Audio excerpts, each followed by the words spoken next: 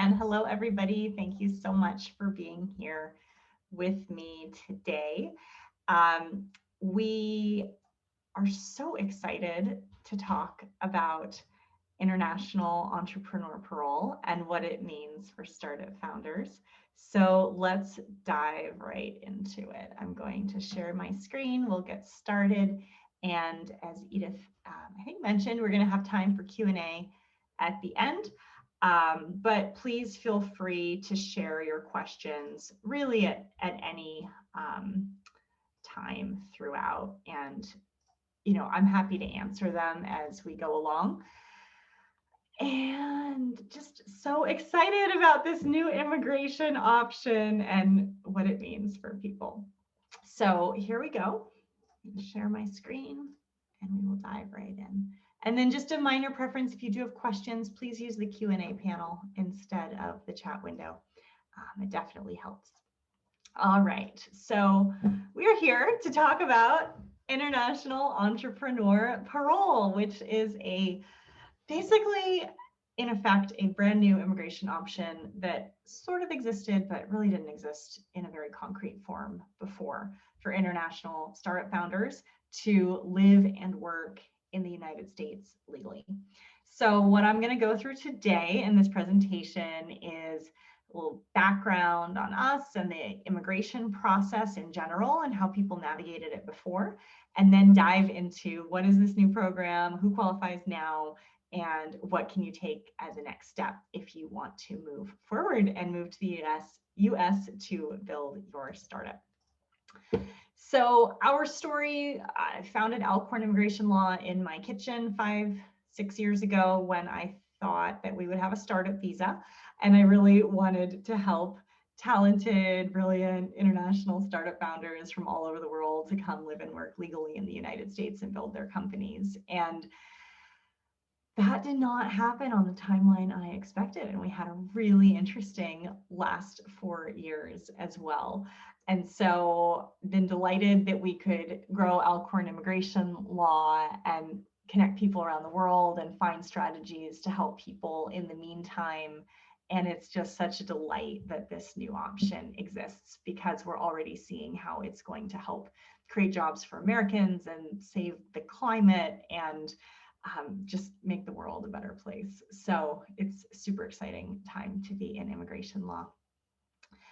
Just a little bit about me. I'm a board certified specialist in U.S. immigration and nationality law by the State Bar of California Board of Legal Specialization. I'm a second generation immigration lawyer. My dad was an immigration lawyer, also a certified specialist, and my mom is an immigrant from Germany. I have a TechCrunch column you're welcome to check out. It's called Dear Sophie. It runs every Wednesday, either in TechCrunch or ExtraCrunch. And I just got interviewed by Forbes magazine about international entrepreneur parole. So hopefully there will be an article soon that we can share with all of the attendees of today's webinar. A little bit about our team. We're growing. It's very exciting. If you know anybody who's looking for a job, you can check out our listings on Indeed.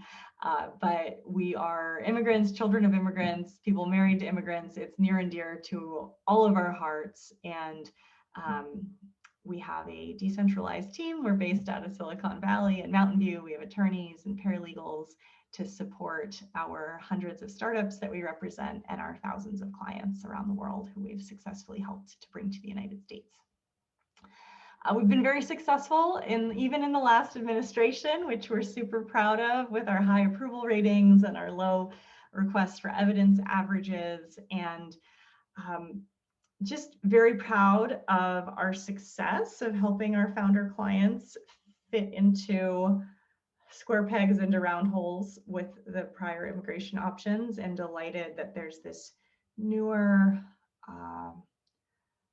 gentler, kinder immigration option that I'm going to be sharing with you today.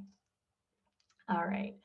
And we have an extensive network, and if you're our client and you need introductions to VCs, or like I'm a mentor at 500 startups now, so we're happy to leverage our network to support our startup clients.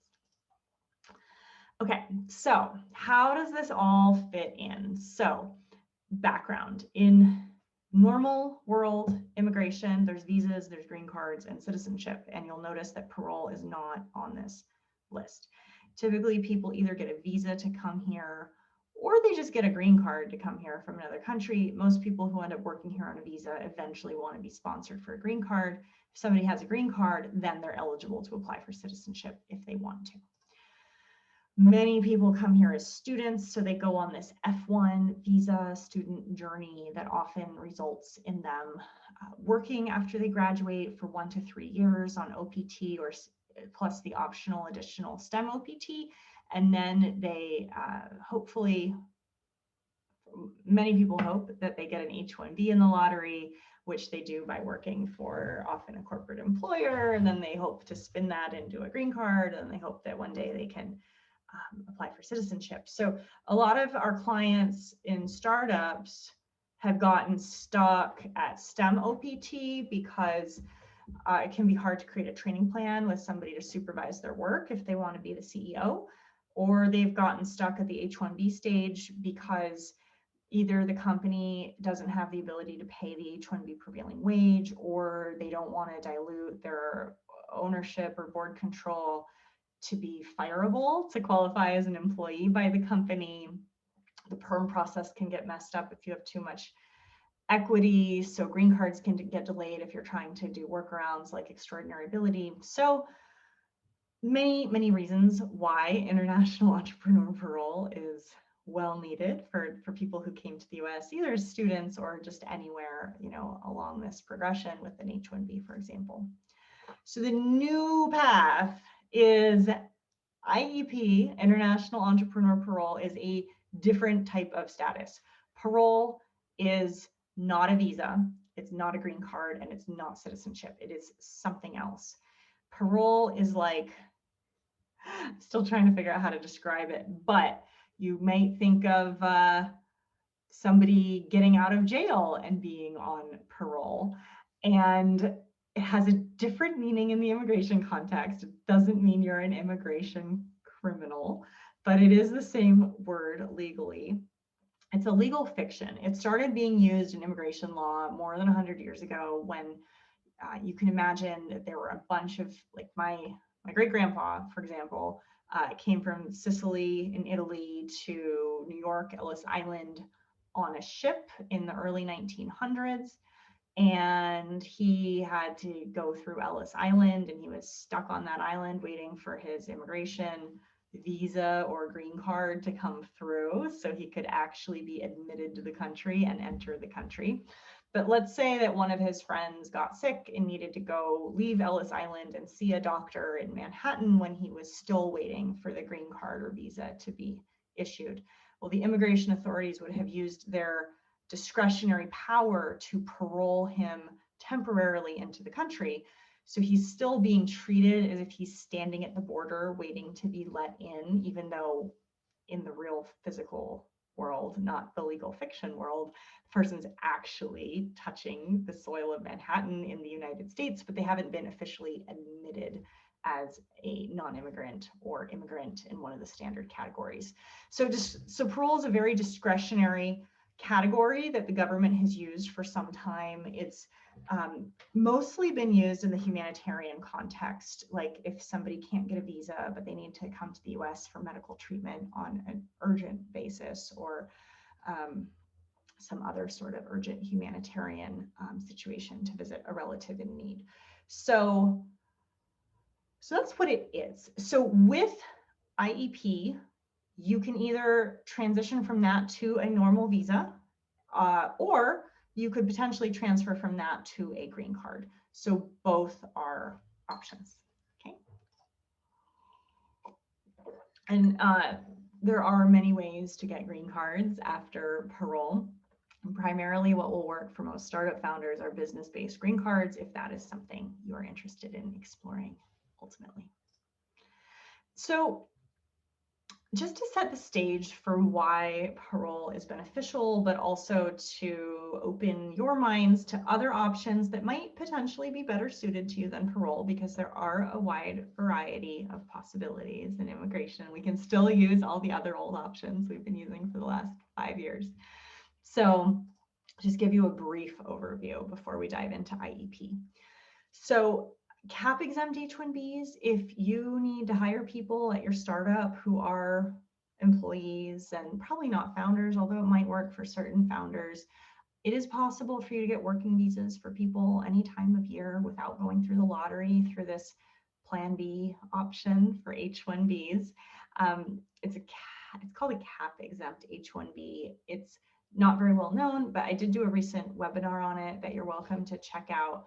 Basically, the talented person gets to sidestep the lottery by leading a group of university students for 5 hours a week on a project for the startup. A nonprofit will sponsor the talented person for an H-1B that doesn't have to go through the lottery, and then the company can piggyback on a second concurrent H-1B for full-time employment in parallel. So that's been a very successful thing that we've used lately for many CTOs and other essential tech workers at startups. And there's this whole variety of visa options. You're going to get this chart that Edith will send to you. But just to highlight a few, there are people who come here as researchers for tech startups. They can get a 5-year program. There's also a lot of folks who are, for example, doing postdocs at Berkeley on J1, and now they want to leave to create a startup, so they could be candidates for international entrepreneur parole. Interns and trainees make less sense for startup founders, though. There's also visas for people who have engaged in trade or investment. And this has been a common pathway for startup founders who are either investing their own funds on the order of $100,000 to $200,000, or investing their IP where we can prove that it has a value as well of that level of magnitude. And then there's also special visas. So here's my Belgium example. If you're a Belgian founder and you're creating a new, I don't know, platform to revolutionize how people engage with chocolate, right? And it's a US company and you're getting all the chocolate from Belgium. If you're doing substantial trade between the US and Belgium, you could qualify for an E1 trade visa. But this limitation with E2s is that a lot of tech founders are from China or India, and there are no treaties with those countries in the United States for these types of visas.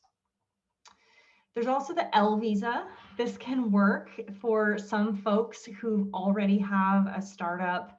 We talked to a lot of folks coming through the German accelerator, for example, who have had a company in Germany for several years, and they already have several employees, and they're the CEO there, and now they want to raise a Series A or B in the United States and also access the US market. They end up doing a Delaware flip, but they still want to keep their talented engineers in Europe, for example. So it's possible to get an L1 visa for a new office. L visas usually work if there's over 10 employees abroad and you're already funded and you can show a clear business plan and growth plan in the United States. So once again, there's some limitations. It's not a great fit for everybody, but for those who do qualify, it does have a clear path to a green card, which is kind of nice. We've also used visas that are called the O visas a lot over the last few years, and they can work well for CEOs and CTOs, also early stage employees such as product designers, which can go in the artist category.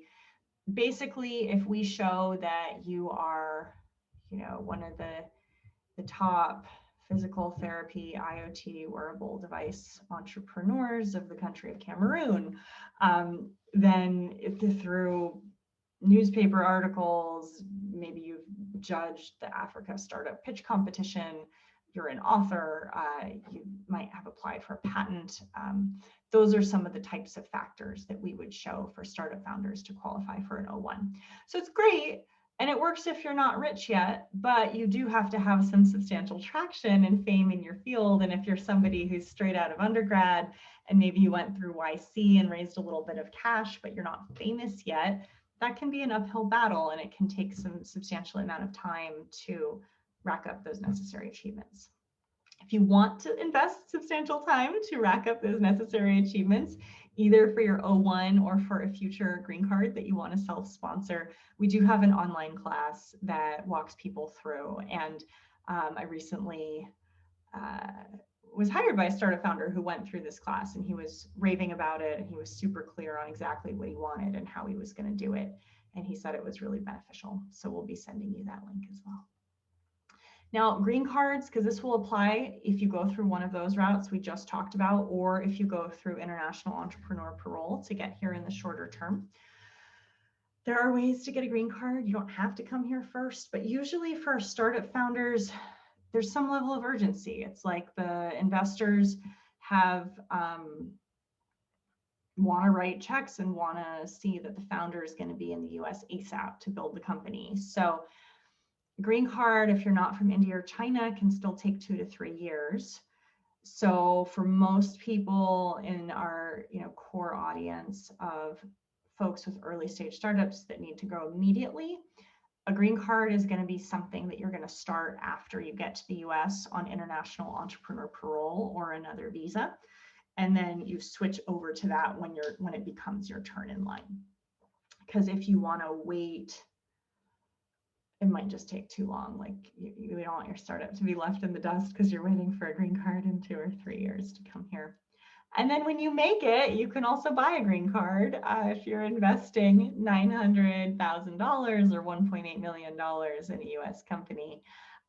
There's a way to get a green card through that as well. But most startup founders tend to prefer to go into one of these self-petition categories of EB-1A for extraordinary ability or EB-2 national interest waiver, because you don't need money, you don't need employees, you don't need a job offer. You can just say, look, I'm extraordinary, let me in, or look, I'm helping America, let me in. So those are the most compatible ones with International Entrepreneur Parole. All right. Oh, and if you find love along the way and you're in love with a US citizen or a green card holder, you can always get a green card that way if that's what you decide you want. And we also see tech companies that would prefer to pay for this process for their employees than the standard employment-based sponsorship because it's faster and more economical. And then one day, if you really want to become a US citizen, in order to qualify, you need to have a green card for at least 5 years or 3 years if you're married to a citizen, spend at least half of your time in the United States, be a person of good moral character, and there is a interview process, there's a history and civics exam that's, I'm sure you can all easily pass, nothing to stress about. There's a simple English language test, and then you ultimately will take an oath and be sworn in as a US citizen. We have a nonprofit that helps international students, and some of you might be interested in supporting if you were an international student yourself, or you as an international student suffered from the challenge of getting high quality legal advice from vetted attorneys. So if you're interested, please connect with us. We would love the support. Okay, so that is all the preamble to lay the pathway for understanding International Entrepreneur Parole. So thank you for sticking with me. And now we're going to dive into it. I'm just so excited. All right, as I spill water all over my computer, it's always fun. All right, should be fine. Here we go.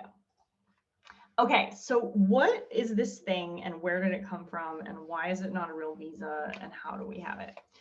So International Entrepreneur Parole, Obama really liked tech.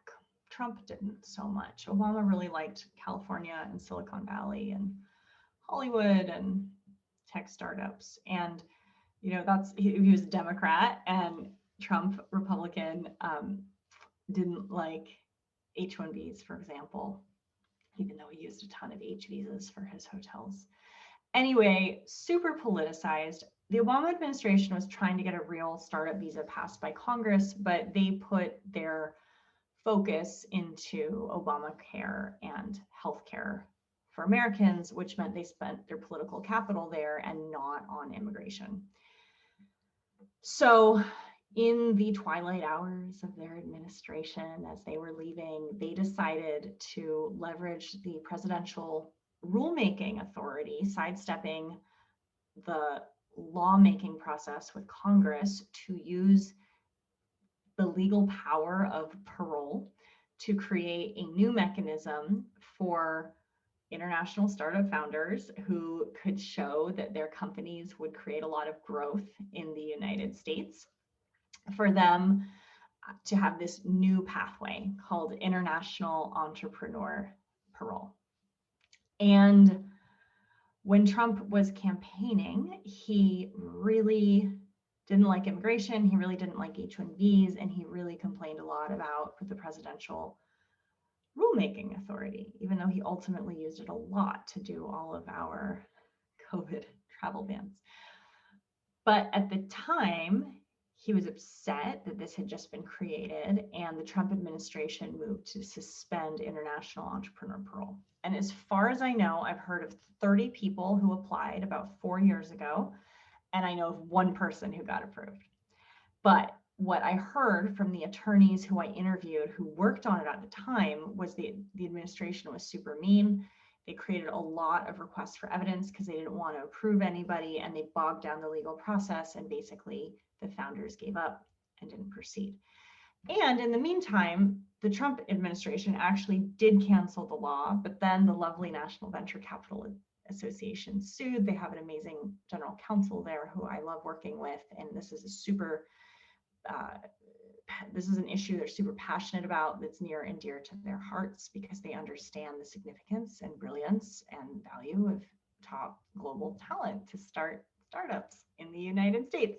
So there's a bunch of litigation, and ultimately they won, and the judge said that the Trump era rescission didn't follow the rulemaking process, so it was illegal, so it was invalid, so the program still existed, but they were still being really harsh and tried to cancel it.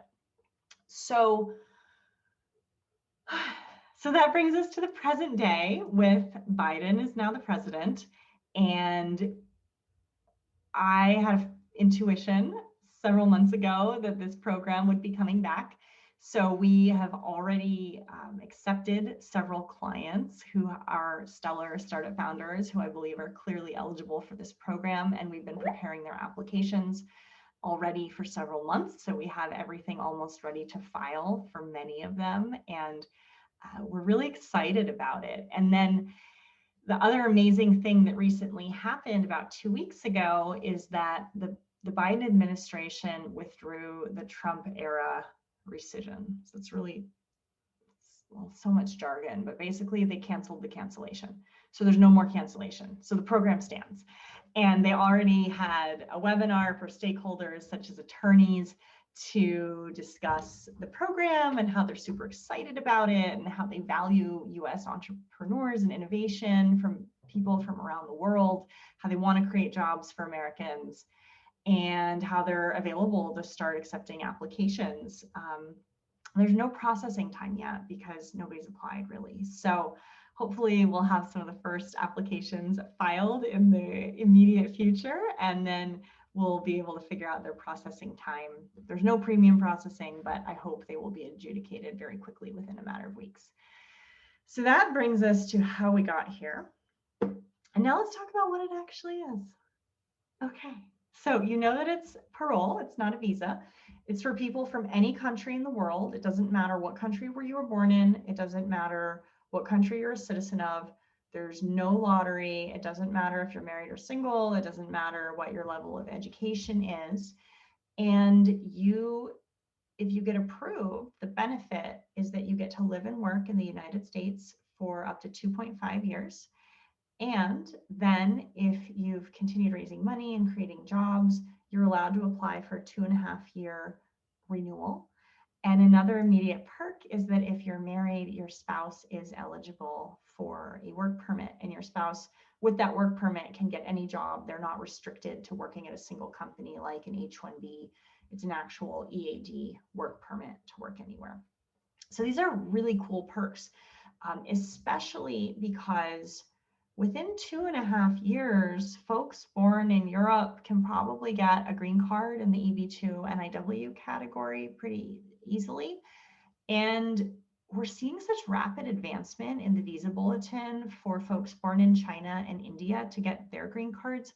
that probably within this 5 years, there's enough forward movement now with COVID and a lack of people applying abroad that it's going to rapidly advance the visa bulletin for people born in India and China and decrease the wait times. So it's super duper exciting because I feel like 5 years is a really great perk. So we already talked about this. What is parole? It's not a visa. It's not a green card, but it is permission to physically be in the United States for specific reasons. So you're allowed to come here, live here, work on your startup. Somebody recently asked me if he could finish up his PhD program. I haven't seen anything that would indicate that to the contrary, but I would say that if we're setting up the parole for full-time employment, then he would kind of want that to be the main focus and then wrap up the PhD on the side. So you could probably take some classes. I think that would be fine. So here's questions, some of the questions that we would ask you to figure out if you're qualified. So we'd want to know, do you have a US company? Is your company less than, how old is your company? What's your equity stake? What are you going to do in the company? And let's break that down a little bit more. So how old is your startup? This actually, we've already discovered brings up a lot of things for different people. So ideally, you would just have a US, Delaware C Corp, and right now it's 2021 May. So if your company was started after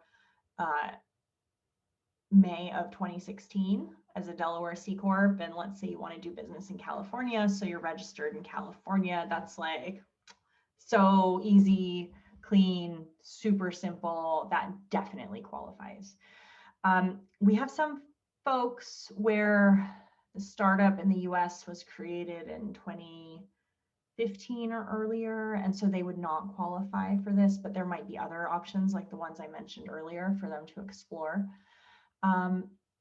There's also the geographical question. If you have, like that German example I gave, let's say you went through the German accelerator and you have a German GmbH, which is the equivalent of a C corporation in Germany, and you raise money in Germany, and now you're going to do the Delaware flip, US market expansion, but you haven't done it yet. So that's like an edge case. And if the US Delaware C Corp was just created, that technically meets the definitions. So we would explore those cases, and I think they have a chance of being effective for IEP. So next question would be, how much of the startup do you own? And for early stage startups, this is really no big deal. The minimum qualification is 10%. Many startup founders I speak to that are seed, pre-seed, Series A, they often own way more than 50% still. It kind of just depends on how many co-founders there are. I recently talked to a company in a major accelerator that had 5 co-founders, each equal with 20% each, and they had just raised with a safe note. All of them could get this. They all have each have more than 10%. And so just initially 10%, and then for the renewal, the government understands that there can be a dilution at different funding rounds, so a lesser percentage is also possible. Okay, then we want to look at your future role in the company. We want to show that you're going to have a role that's central and active to the organization. So if you're just a board member who's passive and you're not going to be employed by the company, it's probably not the right status for you. Maybe you qualify for an O1 for other reasons, but we're focusing initially on people who are going to have C-suite titles. So what does that mean? The C-suite, or you might also hear me call it CXO, where the X is a variable. So CEO, COO. I mean, you can have chief anything officers, CMO for marketing, CPO for product. There's so many titles that people are making up, but I think any of them would work in the chief category. And, maybe potentially some sort of VP thing. Startups don't usually use the VP title very often in my experience, but I think that would be fine too if for some reason that's what you all were doing. But we want to show that you're going to have power. That's what they want to see. They want the people who are influencing the future of the company to be able to benefit from this. Now, in terms of funding, this is another really important thing. So here's where we actually have the most amount of discretion and leverage and ability to convince the government that people who don't meet the specific black and white requirements might still qualify, because this is more a gray area. So this simple, beautiful, easy situation would be that within the last 18 months, your Delaware C Corp raised at least $250,000 from a single US angel investor or VC that has invested a bunch of money in a bunch of companies within the last several years. I think it's over the last 5 years, something like $600K that they've invested in other startups that have hired people. So super clean, easy is just, you get that one person who writes a big check and this is their bread and butter. They're investing in startups day in and day out, and they have an easy public track record to prove you're on good terms with them. If necessary, they just give you a little scan of their US passport to show they're an American. Done. Okay. So that's one easy way to do it. The other easy way to do it is if a US government entity, so a city, like an SBIR grant, other federal funding source, a state economic development grant, if any sort of US local, state, or federal government agency has written your company a check for at least $100,000, that's the other slam dunk way to qualify for this program. Now, if you don't have either of those yet, don't despair. It is still possible. So this is where I was saying there's some wiggle room. It's a gray area. This is where we as attorneys are persuasive on your behalf to put your best foot forward to convince them that you still have other similar evidence of being a rapidly scaling startup that's going to create a lot of jobs in the United States. So I would prefer that you have some level of funding or runway or MVP or traction, customers, hockey stick growth line graph of what you all have been up to. But edge cases that we've seen even recently are like, okay, what if that German parent company ended up doing the raise and it was $3 million, but it was from German investors? Does that count? So that's what we're exploring in the initial applications, and I think very much so. These founders who've raised in other countries but want to create a US headquarters and transfer the money here and hire in the US, we're going for it. I think you would have a strong case, and we would be happy to explore that with you. Now, today somebody reached out and they were saying, I don't need to raise money. So, that's where I would push back and say, okay, cool, I get it, congrats. Maybe you're onto something and it's really cheap to create, but then we've still got to show how you're going to substantially grow in the United States and how you're going to hire in the United States. Because from a US perspective, this is really about job creation and pumping money into the economy. So we need to be able to prove that. But obviously, having an angel investor write you a check for $250K is not the only way to do that. So we're exploring that.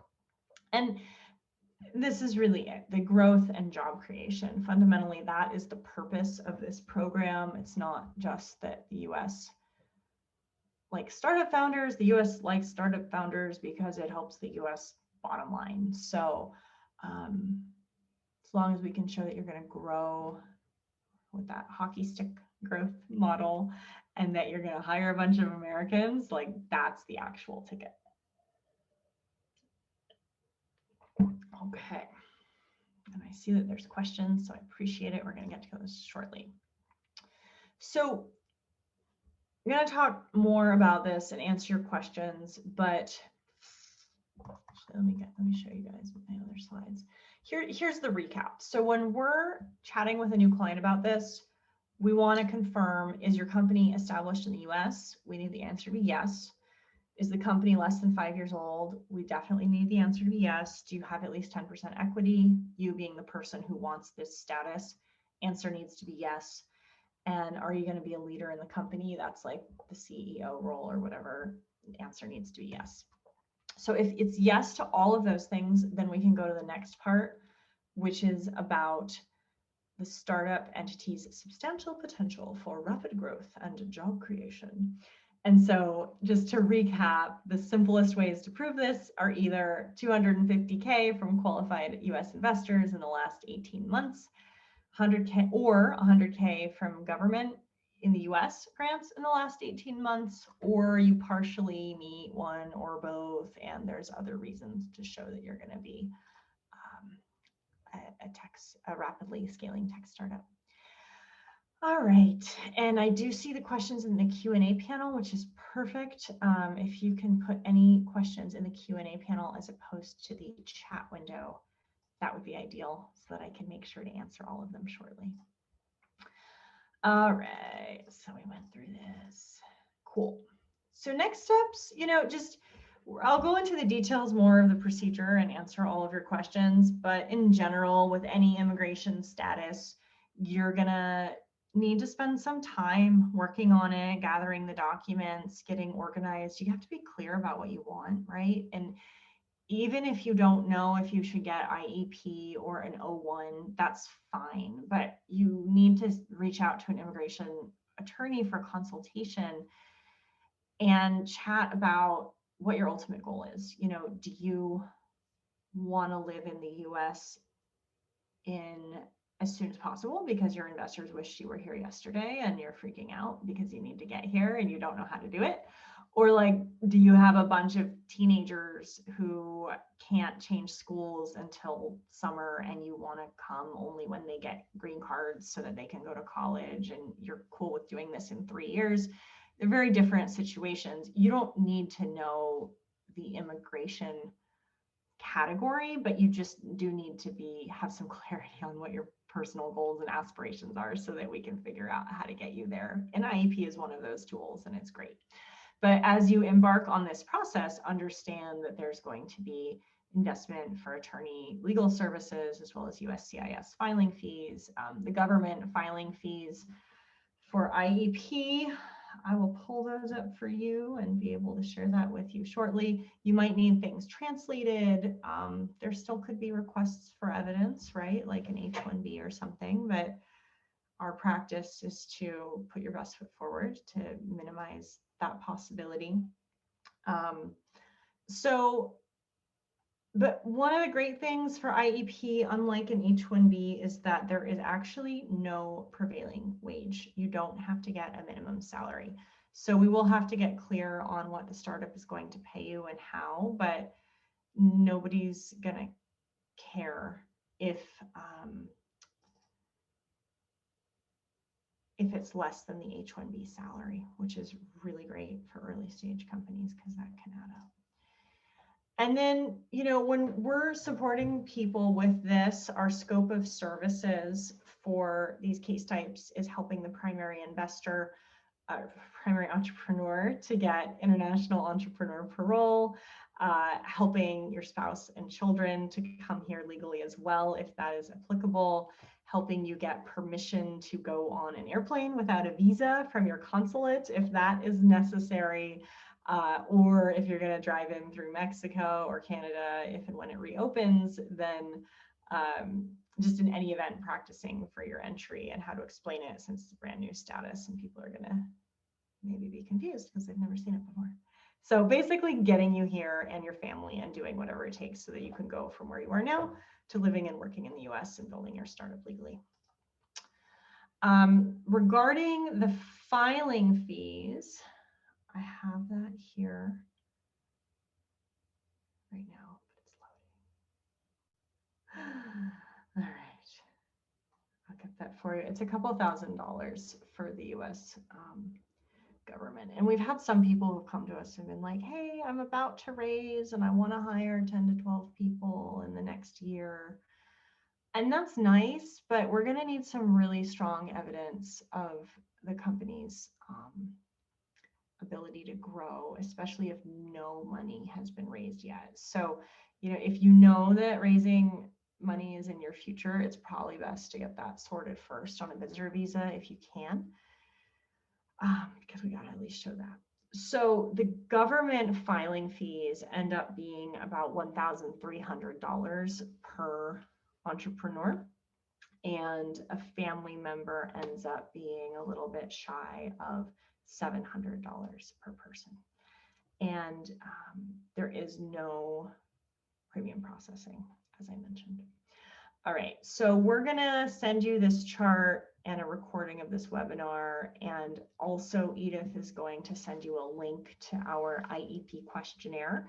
So if you're interested in exploring with one of our attorneys whether you qualify and whether you can start now, please fill out that questionnaire. That's how we will be getting in touch with you. And in the meantime, I am going to turn to your questions. So let me get this here. All right, so thank you so much for the questions. I see several, and I think we have enough time to answer all of them, so I will be working on that. And if you think of more, you're welcome to type them into the Q&A panel. Okay, so somebody asks, what if somebody already has an H-1B through a separate company and they want to be a part-time co-founder for the new US company?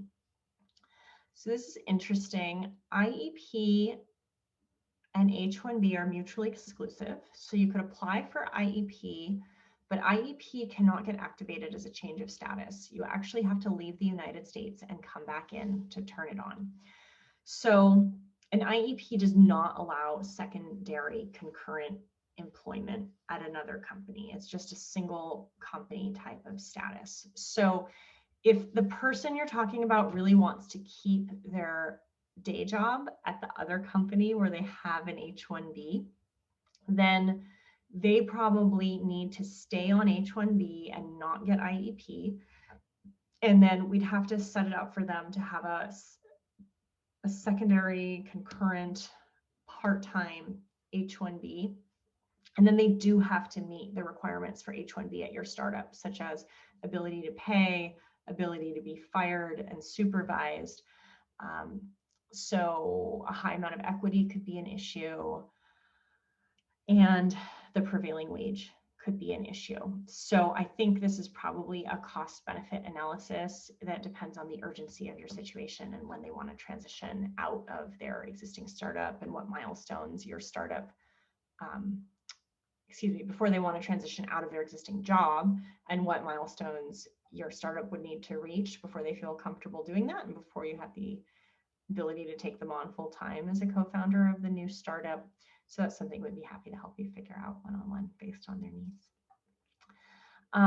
Now, here's another question. This is a great question. How different is international entrepreneur parole compared to a green card?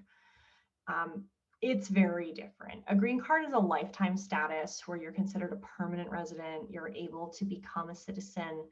International entrepreneur parole is a temporary status. It's good for 2.5 years. You can extend it for another 2.5 years and then it's done. And so if you want to stay in the US long term, you still need to get a green card.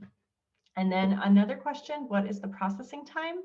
We don't know. I hope it's going to be really short. I hope there's just somebody sitting at USCIS somewhere at a desk with an empty crate waiting for the paper files to come in the mail and be placed there, and then they'll be very excited to just simply approve the initial cases, and they'll do it right away. That's what I'm trying to manifest for you all. So hopefully it'll just be a matter of weeks. Next question, I think we covered this, but I'll just recap it. Does the startup need to have raised any money in order for an international co-founder to apply for this? So yeah, I mean, the best case scenario, probably the simplest, most clear cut for Silicon Valley startups is you've raised at least 250K in the last 18 months from a qualified US investor, which is defined as a US citizen investor or a US company of investors, such as like a US VC, and that would be ideal, 250K. Very, very simple. And if you have a bunch of investors with different amounts, and some are foreign and some are US, we can still use that evidence. But ideally, it's just best if we can show that, like, you know, maybe YC invested because that's a well-known US accelerator, and who knows, maybe they like follow on for some people in a later funding round. So like that would be very clear, or like one famous angel would be very clear, or not even a famous angel, but just somebody where this is not their first time at the rodeo, and they've invested in other startups before. Next question, is there any additional benefit to having an American co-founder with the startup along with the international co-founder applying for IEP? Wonderful question. Actually, no, this is a great difference to highlight. For other visa types such as H-1B and O-1, we really want to show that there's a work authorized additional co-founder to sign petitions and be the boss of the company, but IEP does not require that. So if there's no American co-founder, they can still qualify. I mean, if you have American co-founders, I think that's still great, and we could highlight that, but it's not necessary to this case type. Now, another person says, can you apply for a green card while you are in the US on IEP without first getting another visa? Yes, you can. And the question we are researching, which we'll be figuring out soon, is can you end up doing, and I think the answer is yes. Can you do your green card through the adjustment of status process in the US, or do you have to leave and go through consular processing at an immigrant visa interview at a consulate to finalize your green card? I know that when you're on IEP, it's fine to do an I-140 petition. And I have recollections of military spouses in the US on parole who then adjust status in the United States, assuming that the visa bulletin, you know, is current and there's your spot in line is available. I do believe it's possible to get the green card in the US from IEP without switching to a non-immigrant visa like an H-1B or an O-1 first. But for somebody born in India or China, we just have to see how the wait times will shake out. So maybe we want a strategy that involves a non-immigrant visa after you get here to buy more time. So I would say we're going to figure this out on a case-by-case basis, but the prospects are very rosy. Okay. Next question. I love all the questions. Thank you, everybody. Very engaged. Can you please confirm 250K is the minimum requirement? Yeah, I mean, the USCIS International Entrepreneur Rule page does not include all of the details of the 70 pages of regulations about this. So that is part of it, but they don't list it on their website. Thank you for that. The next question is, can the minimum investment funds be a combination of VC and angel investment and entrepreneur self-funding? For example, 150K from angels and 100K from the startup founders' savings. I think that would be possible, but we have to show the potential for substantial growth and job creation, which we can do through other metrics. But if you're going to scale like the best of the best and just part of the money came from you personally, I think we can probably still use it. I mean, clearly you have skin in the game. That shows your conviction. So we'll just have to explore that based on the specific details of your company.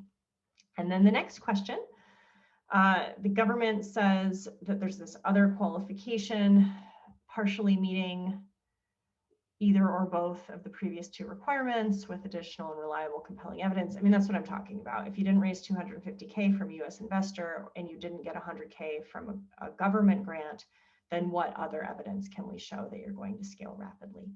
So that could take the form of business plans, metrics, letters, income statements, you know, numbers of users, user acquisition statistics. There's a lot of different ways we can do that. Your pitch deck. Thank you for the questions. Another individual asks, do I have to be a co-founder? I mean, co-founder is a nebulous term. People use it in different ways. If you're an early stage employee and you're gonna have a role where you're directing the company and you own at least 10% of the equity, I mean, that's what the government is looking for. It doesn't matter if you're gonna put the word founder on your LinkedIn profile or not, because that's not like a government regulated term. So I could see this working for some people who were the earliest founders are like, well, we're not going to give you the co-founder title, but you're going to be the CTO. I think that would still work fine. Next question is, can several people in one startup apply? Yes, absolutely. You all can use the same pool of the 250K that you all got from the US investor. And then the next hypothetical. So if I start a company with two friends, can we all get the IEP? Yeah. If you all own 33% and you raise 250K from US investor to your US company that you just founded, like that is the recipe for this. And then the next question is, would this increase the amount of funding required? No, it doesn't. We don't have to show 250K per founder, which is amazing. Okay. Now somebody asks, and we sort of talked about this before, can you hold an H-1B at another company and the parole simultaneously for a limited period of time? Yeah, I mean, so if you want to plan it this way, let's say you're working at a big tech company on an H-1B and you're sick of it and you've been wanting to create a startup for a really long time and you want to apply for parole, but you don't want it to mess up your current job and you don't want to leave the big tech company until you're sure that you can get this parole thing. Totally fine.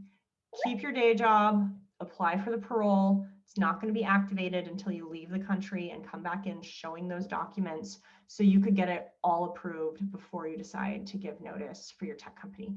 That might raise other questions that you should explore, not with an immigration attorney like me, but with an employment attorney, about what sort of non-compete agreement you may have signed, what sort of confidentiality agreements your big tech company has, if you need to get authorization from them to create a startup.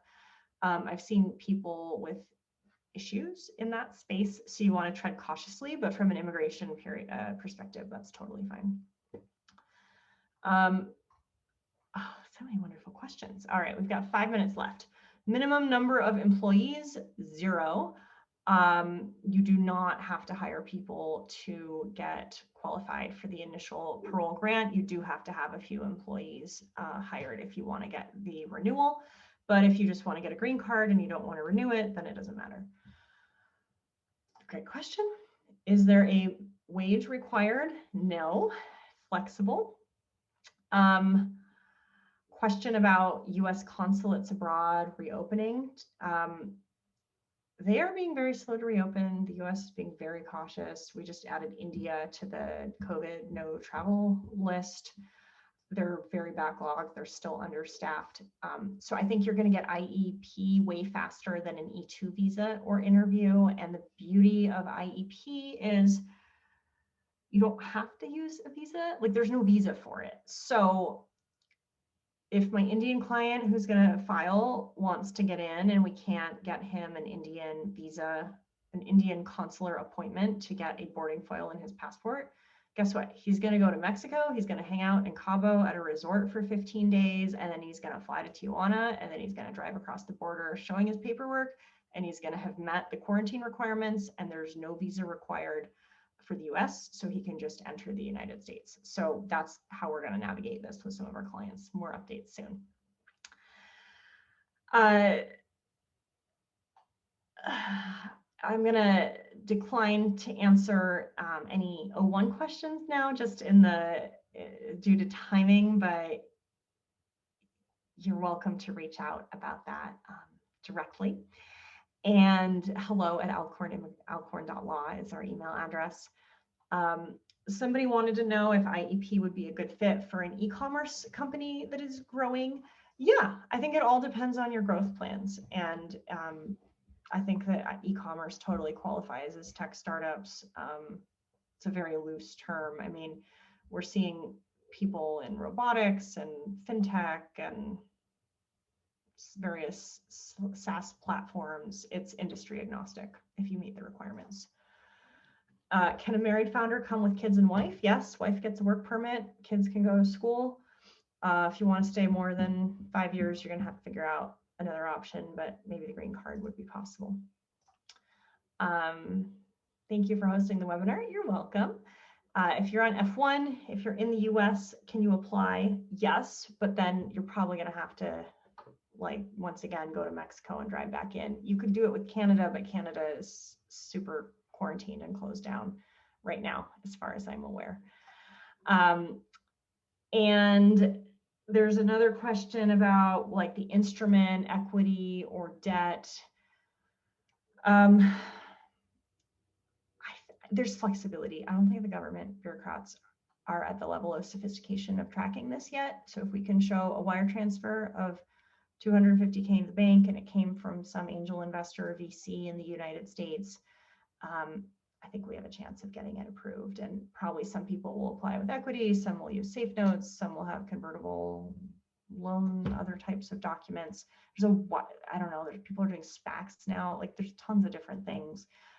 So just educate us about the details and we can talk to your corporate attorney and then we can pitch it to the government. All right. Thank you guys so much. Appreciate all the wonderful questions.